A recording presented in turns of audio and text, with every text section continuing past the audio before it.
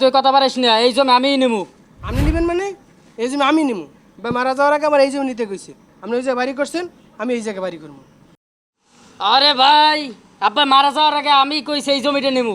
বড় ভাই হিসেবে আমার একটা হক আছে না? কই আমি তো শুনি নাই। আব্বা আব্বা কবে কইছে? এটা তো আমি শুনি নাই। এই জমি আমি নিবো, আমিই নিবো। তুই জোর করে নিবি নাকি? হ্যাঁ, দরকার হলে জোর করে নিবো।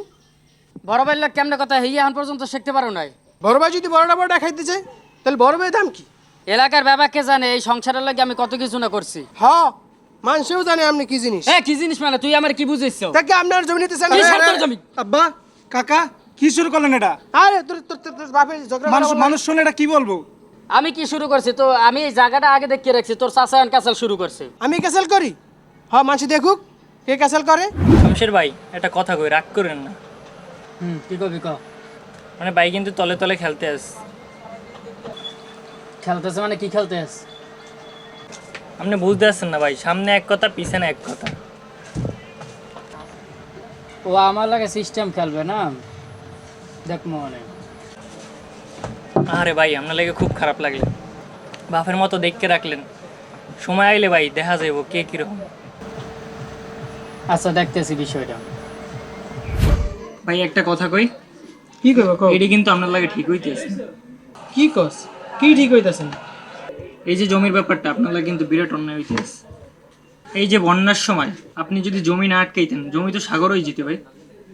এটি খেয়াল করলেও তো শমশের ভাই আপনার জমি দিয়ে দেওয়ার কথা।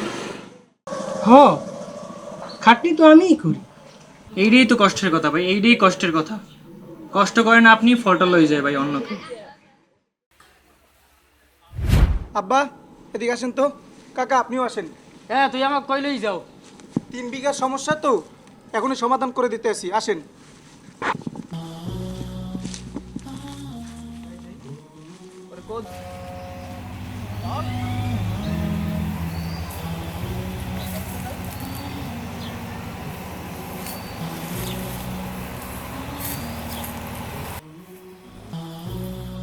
আব্বা এইটা কি? কবরস্থান। আব্বা কাকা কই, আপনাদের তো কখনো দেখলাম না এই জায়গাটা নিয়ে ঝামেলা করতে। কাকা আপনাকে তো কখনো দেখলাম না 3.5 হাতের জায়গায় 4 হাত জায়গা লাগবে। আপনাকেও তো দেখলাম না যে 5 হাত জায়গা লাগবে। কি কস এইগুলো? কবরের জায়গায় কেউ বাড়তি না নাকি? 2 দিনের দুনিয়ায় 3 বিঘা জমির জন্য যেই ঝামেলা করতেছেন, যে জায়গায় অনন্তকাল থাকতে হবে সেই জায়গা নিয়ে কেন নয়? আব্বা কাকা আজকে একটা জমি নিয়ে এত টানাটানি, কিন্তু কালকে আমাদের সবাইকে পাশাপাশি এখানে শুয়ে থাকতে হবে। আরে বাপ, তুই একদম ঠিক কথা কইছ। একদিন আমাকে সবার এই কবরে ঘুমাই থাকতে হইবে। আমার একটা মাঝি ভাই আছিল, আল্লাহ ওরে লইয়ে গেছে। আল্লাহ রে বেহেশত নসিব করুক। আমিন। তাই বলি আব্বা, জায়গাটা যার প্রয়োজন আপনি তাকেই দিয়ে দেন। আমাদের তো থাকার মতো একটা জায়গা আছে, কিন্তু চাচার তো থাকার মতো একটা ঘরও নাই। বাবারে, তুই আমার কবরস্থানে দাঁড়াই না আমার হুশটা ফিরিয়ে দিলি।